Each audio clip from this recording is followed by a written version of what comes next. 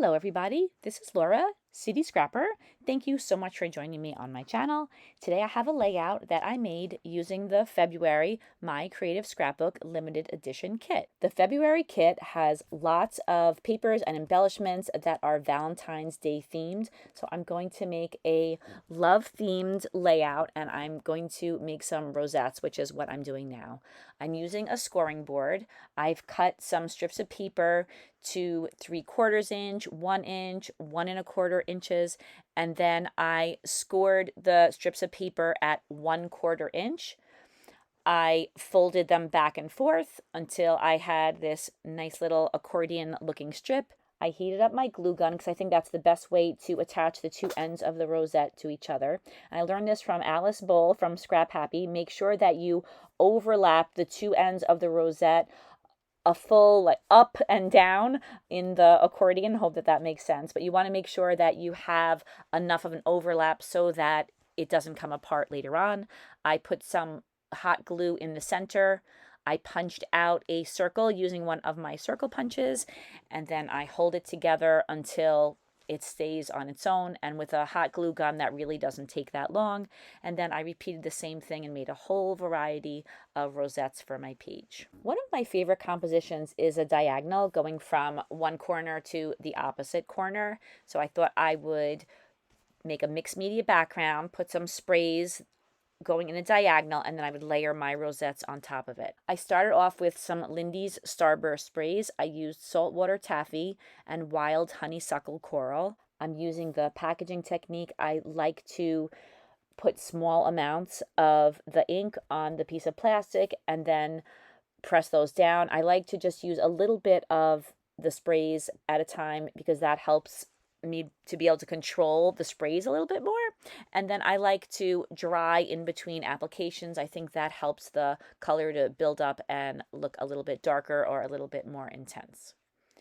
I also wanted to include just a hint of this beautiful blue color that's in the collection. That's a Tattered Angels Glimmer Mist, and that's called Turquoise Blue. And now I'm splattering the background. I love to have splatters on the background along with the pressed down color.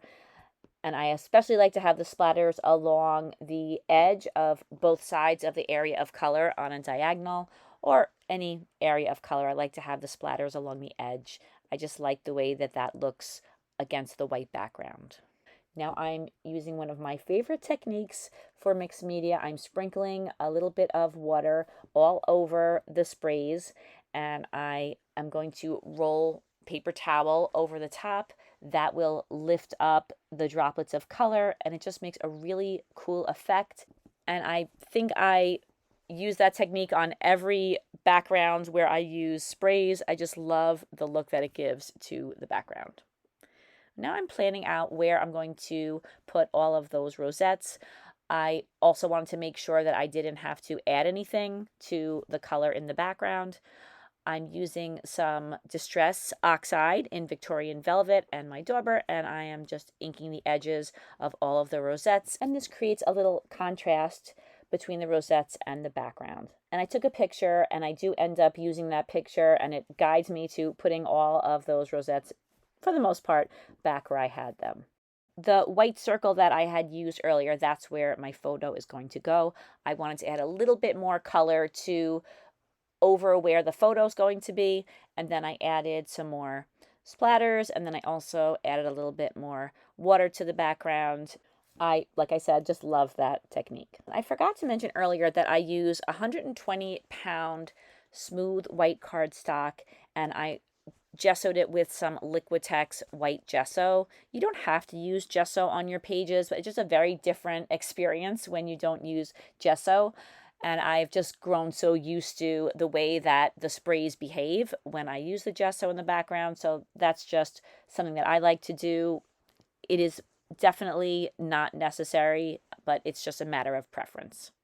I'm going in and adding a little bit of water on those blue spots. I just wanted the blue spots to be a little bit of a hint. I didn't want them to be dark. I didn't want them to stand out too much from the pink areas. So I used the water to lift up a little bit of the color just so it would be a little faded, a little less intense. And then once again, I add some more of the pink to the background, and I add more splatters as well. And I sometimes consider cutting out some of these steps, especially the ones that I repeat. But I was thinking that if you are interested in how to make this background, you might want to see all of the different layers and all the different applications. And if you're not interested, you could always fast forward to the part where I start adding the embellishments. I usually decide to leave the majority of the mixed media portion of the process in, just because I know I like to see everything that a scrapbooker did in order to create a background. So now I'm moving on to finally the next part, which is adding some modeling paste. I'm using the heart stencil that we got in the kit this month, and I love the way there are just tons of little hearts on this stencil. I'm using some Liquitex modeling paste, and I'm going to be adding the hearts on the entire area of color. Now, because I'm putting the rosettes on top of this, you'll see later that just little bits of this mixed media background are going to show, but I think it adds so much to a layout when there are mixed media elements in the background, so I don't mind that a lot of this is going to get covered up. I used my palette knife and I scraped away some of the hearts that were half hearts, and then I also like the edge of the modeling paste to be irregular. I don't want it to make a straight line, so sometimes I'll scrape away a couple of the parts of it just so that the edge of the modeling paste doesn't look too straight. And then I went back in with the stencil again, and I added a few more hearts to a couple more places that I had missed the first time. When I was all done adding the modeling paste, I went back in with the sprays. As I had mentioned earlier, I'm using 2 different colors of the Lindy's Starburst sprays, so I wanted to have splatters in both of those colors, and I just sprinkled those around mainly that area of color. I don't mind if a little bit of the sprays get in the white area, I just don't want too much in those areas. And then I added some white splatters as well. This is watered down white acrylic paint. And even though you can't see the white splatters very clearly, particularly on this very light background, I think that each little addition, the splatters, the sprinkled water effect, the white splatters, the modeling paste, all those little additions add another layer of interest to the background. So I actually enjoy adding those things, and I think that overall it makes the background come together and it gives it a lot of variation. I'm using that photo that I took earlier, and I'm arranging all of those rosettes, and I put them back where I had them before. Now I'm using some heavy matte gel medium to attach the rosettes down to the page, and matte just means that it's not going to have a shine, and I usually use matte when I'm using the gel medium as glue because I don't want there to be shiny areas. You can also get gel medium in gloss, and sometimes it can add a really nice sheen to the background. I usually use the Liquitex gel medium, but I must have misplaced it. It's in my scrapbooking room somewhere, and I found this gel medium, and this worked fine too. You can see I'm using a really old paintbrush. I have a number of these really tattered paintbrushes, and they work great for things like gel medium. Definitely don't want to use my best brushes for gel medium because it's essentially glue. I used a Creative Memory circle cutter to cut out the white circle, and then I cut a slightly smaller circle and I embossed the edge using some Ranger tinsel gold. I'm going to layer my photo on top of that, and that'll become a thin gold mat for my photo. I wanted to add some foam behind the photo because the rosettes have a little bit of dimension, and so I want my photo to lay flat on top of the rosettes. So I put 2 layers of the fun foam, and then I added some ATG adhesive, and I attached down this circle, which is where my photo is going to go in a little while.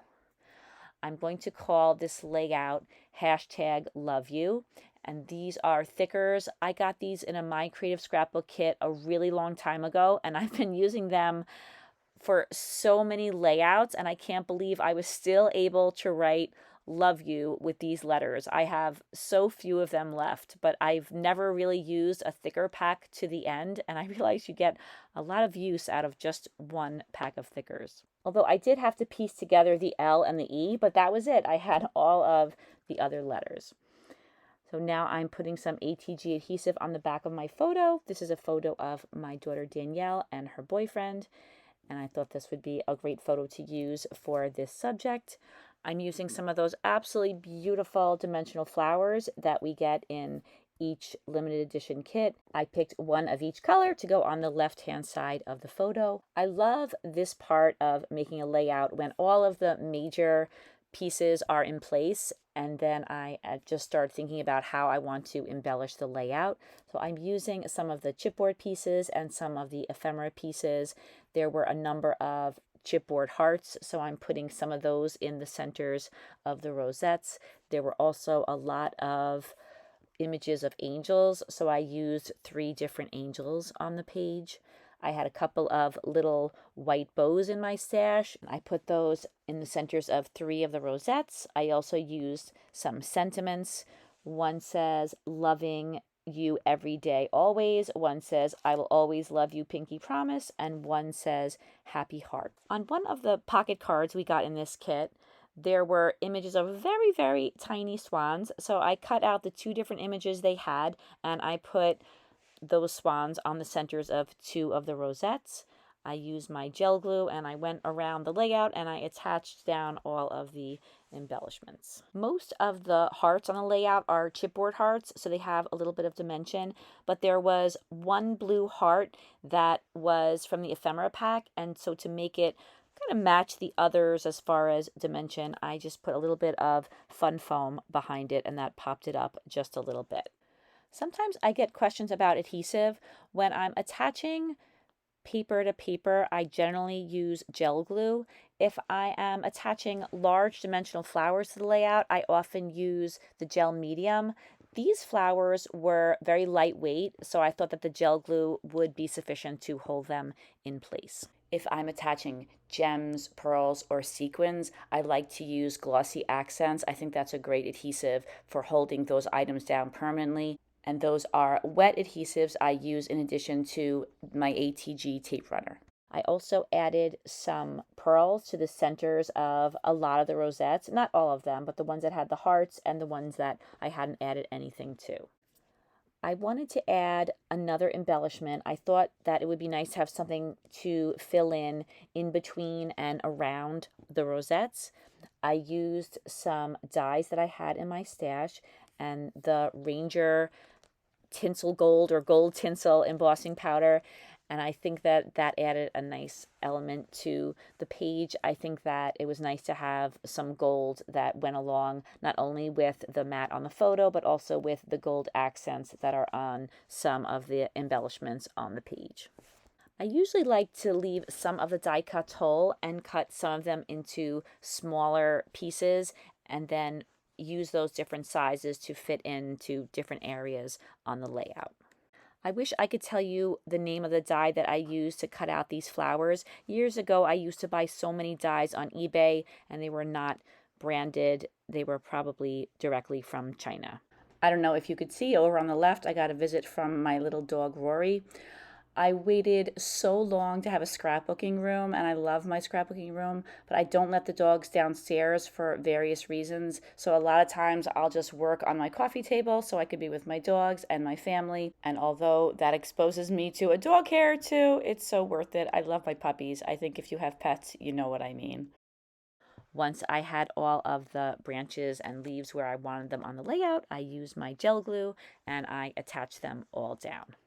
And that is the very last touch that I add to this layout. And here are some close-ups.